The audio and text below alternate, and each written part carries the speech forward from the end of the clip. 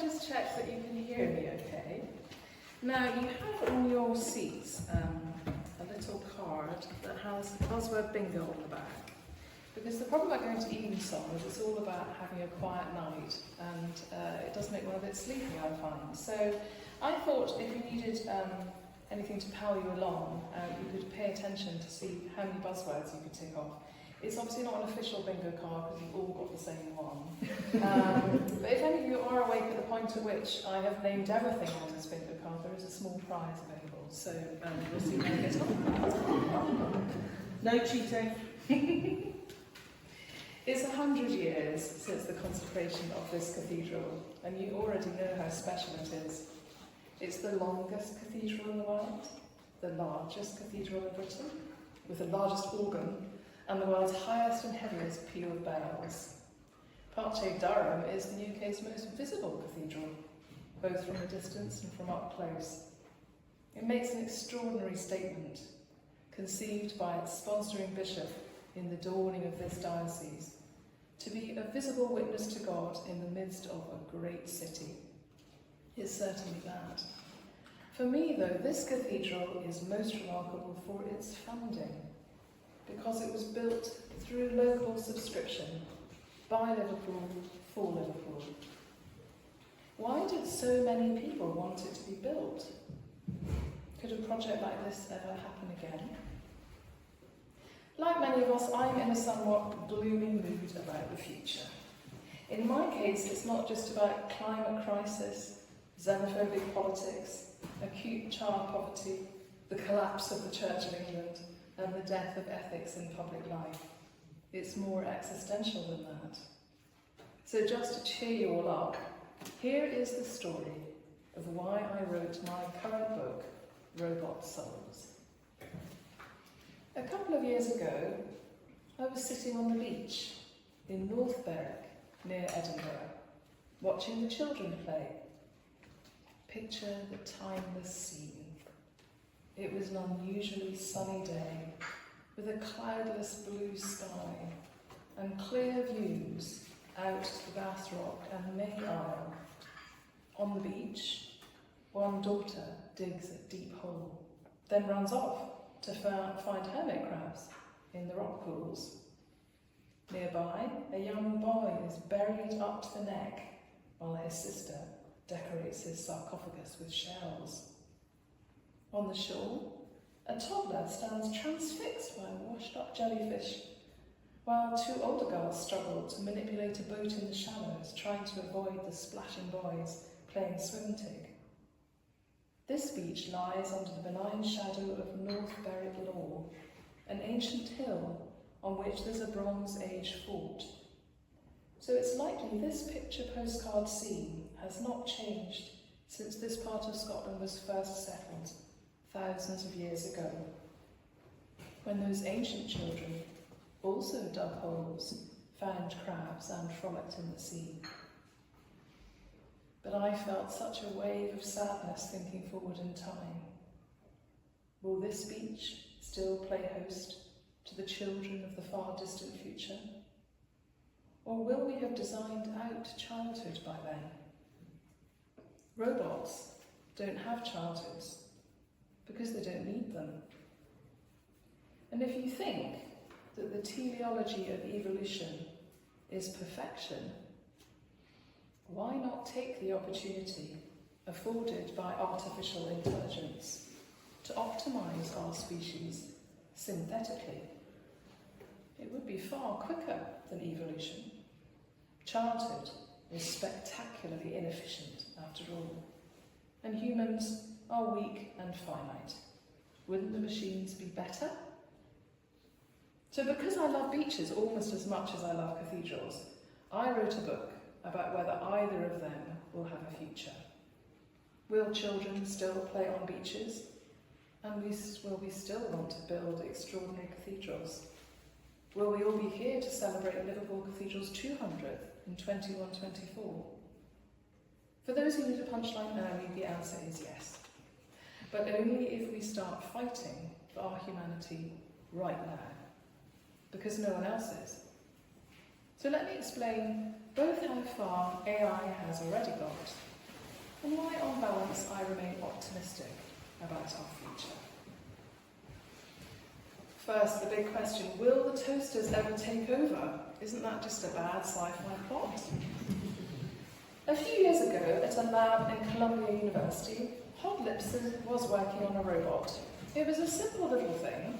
It looked a bit like Thing from the Addams Family, just 4 small mechanical limbs, tasked with moving the other end of a pen. It had been programmed using deep learning, which uses artificial neural networks and reinforcement learning so that robots can teach themselves. Lipson wanted to know if it could work out how to walk on its own.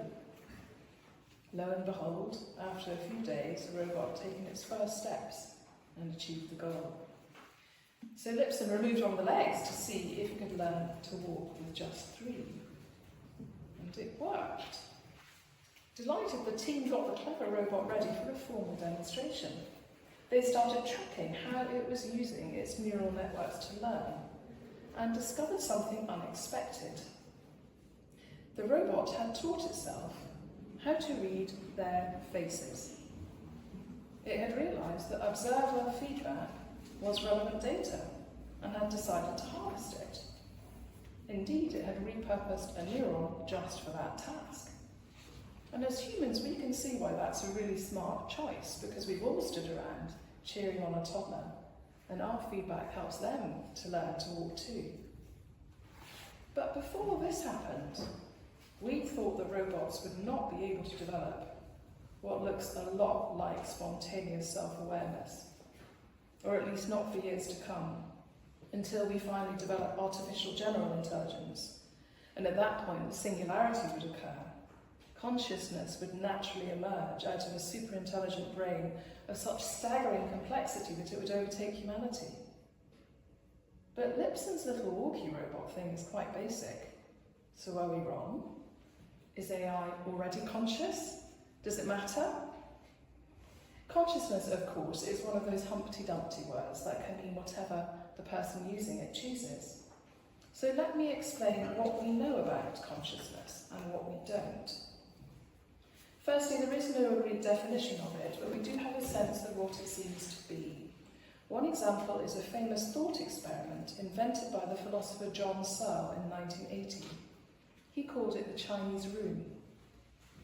Imagine an English speaker who knows no Chinese, locked in a room full of boxes of Chinese symbols, with a book of instructions for manipulating the symbols. Imagine that people outside the room send in other Chinese symbols, which, unknown to the person in the room, are questions in Chinese. And imagine that by following the instructions in the book, the person in the room is able to pass out Chinese symbols which are correct answers to the questions. The outputs would suggest that the person in the room knows Chinese, when in fact they do not understand a word of it. And this scenario suggests that no matter how intelligently a computer behaves, there's a difference between achieving results consciously and achieving them mechanically. This magical phenomenon has a jargon all of its own. The philosophers call your subjective experience of seeing me and hearing the sound of my voice today qualia, and they would argue that this phenomenological experience describes the difference between organic consciousness and mechanical mimicry. The Chinese room, of course, has travelled from thought experiment to reality since Google Translate and ChatGPT, in which the Chinese appears correct, but the existence of what they now call hallucination in so many results portrays the mindlessness of the mechanism. Another way to cast consciousness is to consider why we need it as a species. And this is where Hod Lipson's little walkie robot comes in.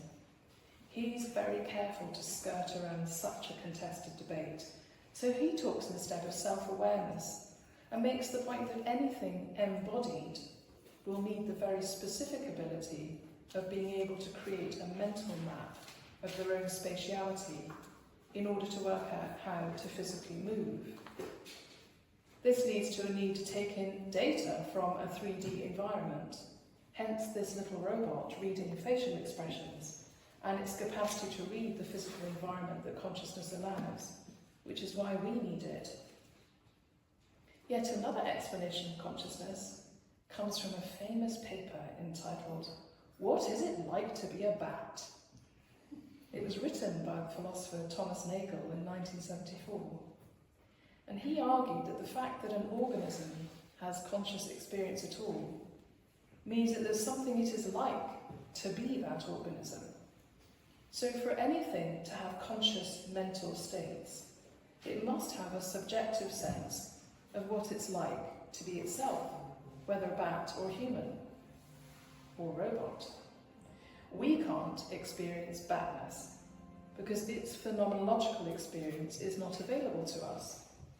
But our lack of ability to explain this reality does not airbrush out the existence of batness. And on this argument, if a robot were ever able to articulate robotness, we would have no reason to deny it conscious. But having taken you down this rather alarming rabbit hole, let me make the point that it's rather convenient for all the tech bros that philosophers are all off panicking about consciousness, because it keeps them far too busy to ask any difficult questions. And the question I think we should be asking is not about consciousness at all, even if it is in vogue. It's actually about free will. Why is the Lipson Lab building a robot that can teach itself? Because it makes perfect sense if you're sending a robot to Mars. It will need to be able to repair itself if it gets damaged, because it won't be possible just to send a couple of engineers up to fix it. So building something that can learn from scratch and can reprogram itself is a smart choice. Until you realise that what you're prototyping here is a robot with free will. It chose to read the scientist's facial expressions, not to harm them, but it hadn't been told not to, because they hadn't even thought that it would be able to quite literally think outside the box in the way that it did. It's one thing to regulate the kinds of AI that are deterministic black boxes with an off switch. It's something else entirely to attempt to regulate something that is so inherently unpredictable. And this is where we come in, because Christians have something quite particular to contribute to this debate.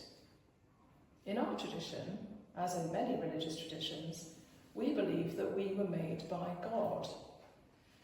And unless we believe in a trickster God, it would be reasonable to assume that we must therefore be perfectly designed by a perfect God for God's perfect ends. And in the Christian tradition, there's something else. We're made in God's image, fearfully and wonderfully so.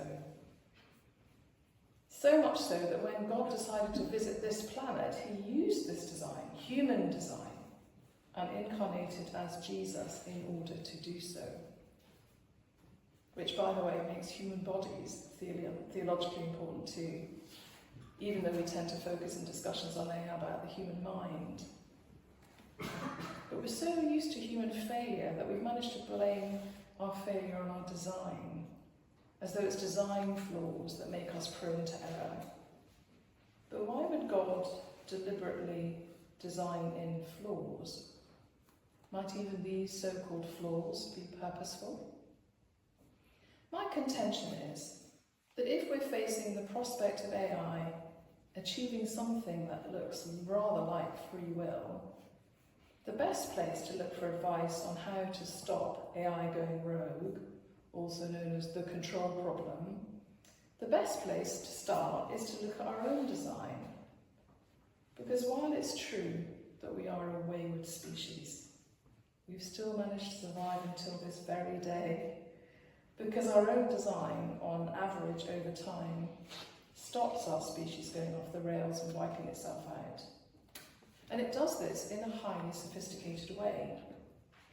The cleverness of our design is best seen through an examination of all the bits that AI has left out. And that is in and of itself a rather instructive and terrifying observation. All the bits that were left on the cutting room floor because they didn't fit the narrative of a highly rational mind. All that stuff like emotions and intuition, the messy bits that look like junk code. There are 7 elements of this written off junk code. First, free will. If you think about it, it's a disastrous design choice. Letting creatures do what they want is highly likely to lead to their rapid extinction. So it would be extremely wise to design in some risk mitigation, hence emotions.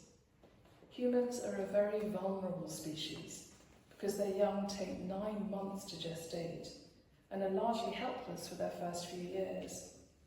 Emotion is a good design choice because it makes these creatures bond with their children and in their communities to protect the vulnerable.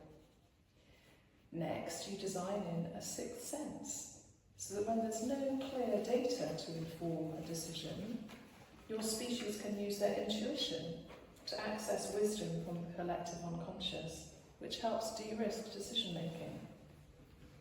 Then we need to consolidate all of this by designing in uncertainty.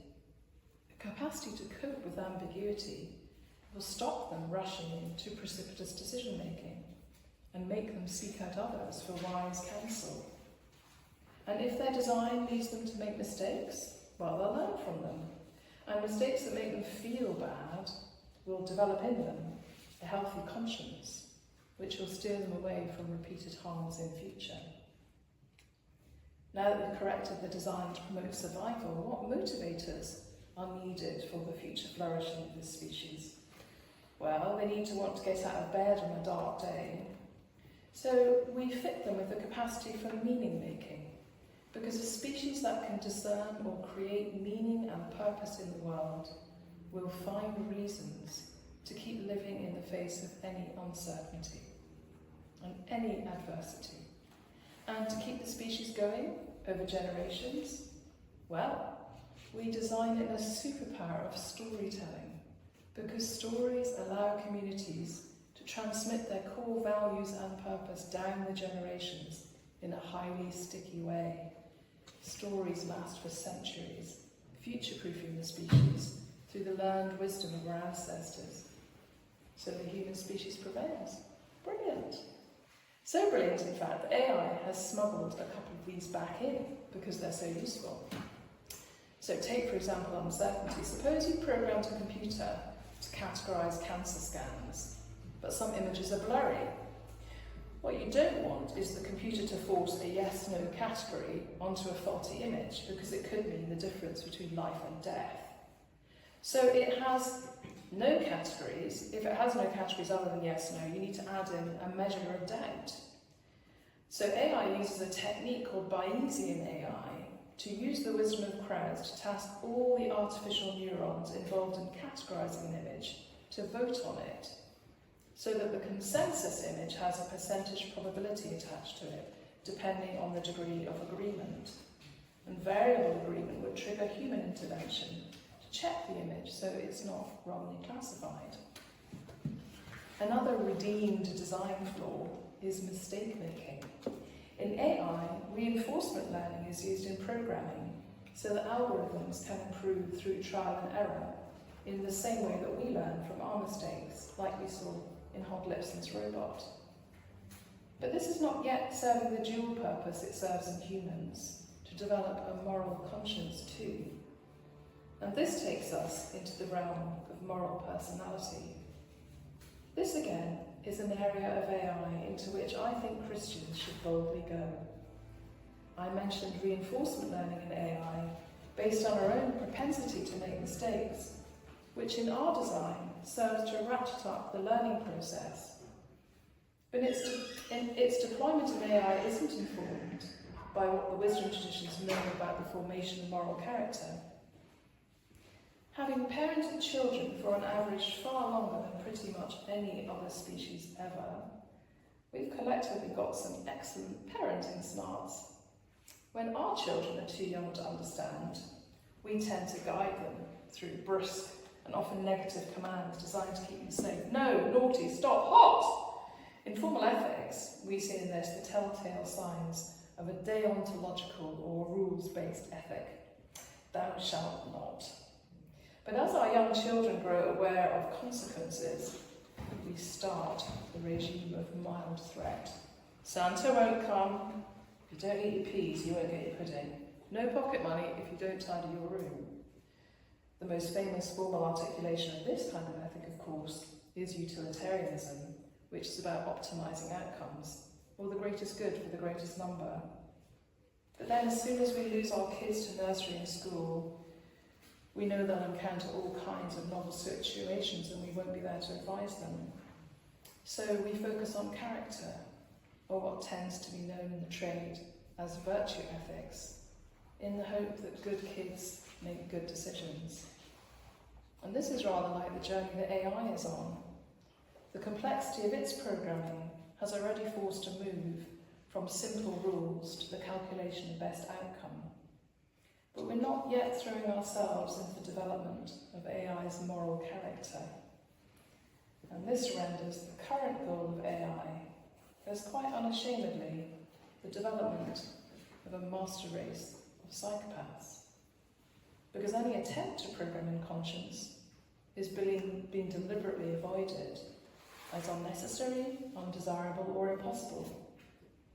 Instead, AI favours a default ethic that isn't sophisticated enough to deal with the complexities of life. This might prove problematic as more and more of our shared life is outsourced to AI in order to optimise tax spend, because utilitarianism is the settled ethic of most Western democracies. It's popular as a public ethic because it's so transparent, everyone can see the outcomes and judge them, so it's perfect for accountability. Its unquestioned popularity also makes it an obvious choice for the default programming of AI, given that it's already the default ethic in capitalism too. Indeed, it's not even seen as an ethic, it's just obvious, in the way that a business case is considered a no-brainer, even if this is also a classic piece of specifically utilitarian thinking that ends always justify means. But we've recently had a collective experience of where this kind of ethic falls dramatically short. Do you remember when it first dawned on us at the start of the coronavirus pandemic that the UK government was pursuing a herd immunity strategy? A strategy that would mean knowingly sacrificing the elderly, the disabled and the weak in order to save the majority of the population. In utilitarian terms, this makes complete sense and would save us a lot of money. But as humans, we hold on to the idea that we are somehow precious and special, and that even those who are not useful in society deserve dignity and respect. So we were disgusted by herd immunity, and there was justifiable public outrage at the very thought. This gut feel we have in our programming is also why we continue to resist eugenics and cloning, and we police embryology and medical policy. But as soon as you try to articulate what it is about humans that merit this special treatment, you enter quicksand. Unless you happen to believe in a God and feel that humans have a particular vocation, you can only really argue that we're special because we're the species currently in charge and we write the rules. We're not the best species on any objective measure, unless you factor in our design by God in his own image. So to believe in humans, you have to believe in God, and I suspect it won't be too long before that penny drops in the minds of our more secular friends. Meanwhile, as Christians, we ought to weigh in on the moral development of AI, because it's the church's particular core competence. While individual parents up and down the centuries have laboured hard to develop moral character in their own children, institutionally, it's the faiths who've held that charge at the level of community and for society as a whole. So much so that this role is embedded in the very nature of how this charge is described when it's given out to the leaders of the Christian faith community. In the Church of England, when the bishop hands a charge to a new incumbent, they say, "Receive this cure of souls, which is yours and mine." So in the church, everyone involved in ministry is curing souls. Cure is one of those words that can just mean care, or it can have the slightly more pointed moral sense of trying to improve souls as well, by making them better. And in this sense, the rituals of the church line up behind this core objective, to restore souls to God. And old-fashioned words like formation are used to describe the process and practices by which a person progresses on the spiritual journey back towards God. And how does the church do it? In terms of junk code, the church is an institution of meaning-making par excellence, and is the guardian of the stories that we regard as definitive for humanity. We tell them back to our community day in, day out, through a liturgy structured to keep the full range of them at the forefront of our collective worship, using preaching and exegesis to keep their meaning fresh in every generation. And we've been doing this for over 2,000 years. It's why we built colossal cathedrals too, as stories in stone, and ways of marking out meaning in the landscape around us. The church also takes our emotions very seriously, with formal and public rites for all of the peak emotional moments of our lives, births, marriages, deaths, with music and art and architecture to tool our emotions throughout the liturgical year. The church teaches us to check our intuition through prayer and the seeking of wise counsel, to make sure we're not misled by false instincts. But it's careful to acknowledge that intuitions are real and could even be the voice of God. The church also gets an A star for its sterling work on helping us with our mistakes too. We start every service apologising for them and promising to do better. Routines of repentance, take our remorse and mobilise it towards therapeutic reparation, all within a narrative that promises us that we are ultimately forgiven for all our mistakes through the death of Christ on the cross. And this provides the backdrop for the Church's teaching on free will as a precious gift that must be carefully nurtured away from sin and towards the exercise of our status as the redeemed people of God. And uncertainty. In Christianity, we have four Gospels that cheerfully disagree with each other, as well as a Saviour who is both God and man, part of a mysterious Holy Trinity that's indivisible, but frankly completely perplexing as a concept. And faith, after all, is the daily schooling of uncertainty to render it purposeful. So whether or not you subscribe to the particular brand of morality that the Church offers, it is expert at the cure of souls. Such anyone attempting to copy humans could find no better authority to advise on their formation. And now we come to the question of whether a robot can ever have a soul that might be cured. Would you baptise one, Ellen? To answer this question, we have to start by visiting a planet called K218b, which is 1.1 billion kilometres away. On it, the James Webb Space Telescope has detected the existence of a molecule called dimethyl sulfide, which on Earth is only produced by life. Scientists think it's only a matter of time before we discover evidence of life on other planets. Because of the distances involved, it seems unlikely we'll ever meet these life forms, now long gone. But if one did show up, would the Dean baptise an alien?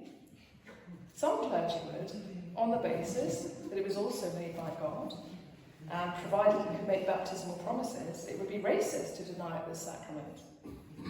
But for some reason, some clergy would not baptise an octopus if it turned up at a pet blessing service, because it's an animal. Now, if I brought my clone with me today, and she asked for baptism, what would be your response? Opinion tends to vary on this one, and tends to come down to the question of whether my clone also has a soul. So already we have massive confusion about who created the thing, what status does it have in relation to humans, does it have a soul? And I imagine if we go back to addressing the question of robots, a further variable will enter the fray about whether the thing is organic or metal. Oh dear, the AI guru Nick Bostrom calls this issue substrate discrimination. And he argues that if an AI has the same functionality and conscious experience as a human, they would merit equivalent moral status, regardless of whether they were made of the same substance as a human. Similarly, as regards aliens, he uses the principle of ontogeny non-discrimination to argue that if something has the same functionality and conscious experience as a human, then regardless of any difference in how we came into being, they would merit equivalent moral status to us. So he'd certainly advocate baptism of an alien if they were human enough, but perhaps not an octopus, unless it can be bothered to learn our language. And this ridiculous thought experiment is actually quite important because of what it serves to do in fleshing out the detail of our beliefs about ourselves.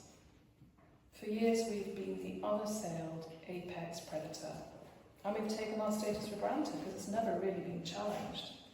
And it's protected in laws, which luckily we write. But when you zoom in on our status, you realise that we're really on quite shaky ground. And unless we can be exceptionally clear about who we really are precisely, we won't be able to navigate the new legal minefields that AI is already opening up. And this is crucial because so much of our law and protections are based on implicit Judeo-Christian theology about the dignity of the person and the primacy of our particular species. If we have to remake these laws in an age of AI, in a legislative context that is atheist as a matter of public policy, we'll need to get a lot better at arguing our corner. So please do worry away quietly to yourself about this baptism question, because it is a useful philosophical leg stretch. But at the moment, in the Christian faith, we hold the formal view that God bestows souls. So nothing manufactured could have one, clone or robot, unless God gave them it. But how do we ever know if this occurred, given that God isn't known for handy how-to guides and instructional memos? And who are we to decide anyway? My solution is to summon up the TARDIS. There's an episode in the novel Dr Eve franchise about a World War II monster. A child with a gas mask fused to his face, who's turning the rest of London to gas mask wearing monsters, all wandering around like mummies, asking, "Are you my mummy?" The problem is resolved when the doctor realises that alien nanogenes, programmed for healing, had got the design of the first injured child they met wrong. Assuming that the gas mask was part of him, they healed him with the gas mask attached. It's only when they learn about his mother, by reading her DNA when she hugs her son, that they can reconfigure the other infected humans as normal, and the world is saved. And this story illustrates the difference between what's called source code and executable code. In programming, the first step is to write down what you want to do. Then you compile this in machine code and operationalize it through executable code. The latter is the black box that's handed over. You might try to copy the executable code, but if you have no access to the source code, you have to guess about the underlying logic and rules. Guessing about source code is what we've been doing about fossils and geology and astronomy to come up with our theory of evolution and the Big Bang. It's also how we're trying to explain consciousness. But of course, what I see behind our design is what I'd call hallmarks of soul. Bingo. Well done, sir. You get some robots to make. But tactically, it's rather important that we keep being uncertain about what soul actually is. Because our uncertainty is a way of avoiding precipitous decisions, after all. And if we're too precise about our design, we're far too easy to copy. In this brave new world of ours, if we are reducible, we are expendable. But perhaps meanwhile we should also be chary of being too divinative about the status of non-humans of any kind, just in case. And instead of approaching this whole area from a place of fear, fed by binge-watching too much sci-fi, perhaps we should use a lens of love instead. God made us in his own image, risking it all in love to make us able to choose, even if that choice could include us walking away. So we know really that the most human thing we could ever do, now that we have set about copying ourselves, is to design the best AI we possibly can, even if that very design risks our own future. To design badly is to design an idol, not an icon. And we know from our stories that never ends well. In St Andrews in 1939, J.R.R. Tolkien delivered a lecture about fairy stories.